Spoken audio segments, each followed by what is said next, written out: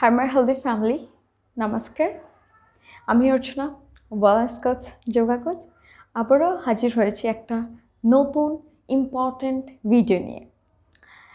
আজকের এই ভিডিওটাতে আমি শেয়ার করব যে আপনারা যে সর্দি, কাশি, ব্রঙ্কাইটিস এইরকম রিলেটেড সমস্যা যদি ভোগেন, তো সেই সময় বা এই কারণগুলোতে যারা সারা মাস সারা বছর কষ্ট পায়, তো ওনারা কিভাবে বা আপনারা কিভাবে যোগা প্র্যাকটিস করবেন, কোন কোন পশ্চার আপনাদের প্র্যাকটিস করা উচিত। তো প্রথমে জেনে নিই, এই যে ব্রঙ্কাইটিস বা সর্দি কাশি এগুলো কেন, কী কারণে হয়। দেখুন, আমাদের যে শ্বাস প্রক্রিয়াটা ঘটছে, মানে আমরা ইনহেল করছি, অক্সিজেনযুক্ত বাতাস আমরা ভিতরে নিচ্ছি, কার্বন ডাইঅক্সাইড ছাড়ছি, এই প্রসেসটা আমাদের শরীরের যে সমস্ত অংশগুলো দিয়ে হয়, সেটা আমাদের নাক, মুখ, আমাদের ট্রাকিয়া, আমাদের ব্রঙ্কাই, দুটো ব্রঙ্কাই যে আছে, ফুসফুস, আমাদের ফ্যারিংস অ্যান্ড লারিংস। তো এই সমস্ত অংশের যে কোনো জায়গাতে, কোনো একটা জায়গাতে যদি ইনফ্লামেশন হয়ে যায়, তখনই কিন্তু আমাদের সর্দি কাশি, এই ব্রঙ্কাইটিস রিলেটেড আমরা সমস্যায় ভুগি।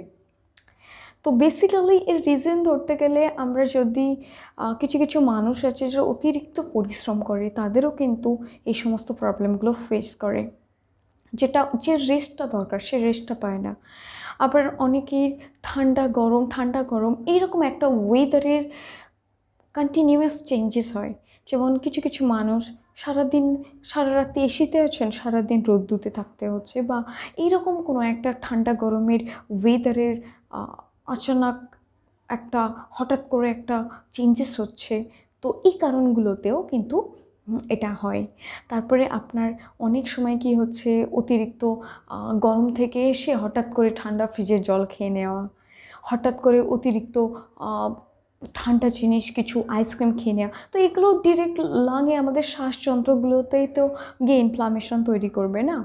তো তাছাড়াও অনেক সময় কি হয়, যাদের একটা পলিউটেড এরিয়াতে থাকে, ফ্রেশ এয়ারটা কম নেওয়া হয়, তো যেগুলো দুর্গন্ধ, একটা পলিউটেডযুক্ত বাতাস, যেখানে একদম ফ্রেশ এয়ার পাওয়া যায় না, তো ওই সমস্ত জায়গাগুলোতে কিন্তু এই জিনিসগুলো হওয়ার সম্ভাবনা সব থেকে বেশি থাকে।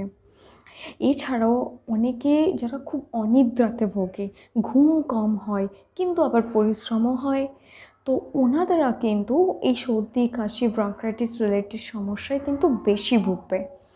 তো যত পারবেন এই সমস্ত রিজনগুলোকে অ্যাভয়েড করবেন, আর আপনারা একটা সামঞ্জস্য, একটা সবসময় একটা ব্যালেন্স করার চেষ্টা করবেন।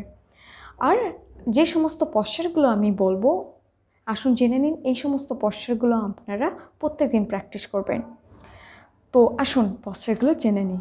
নাম্বার 1,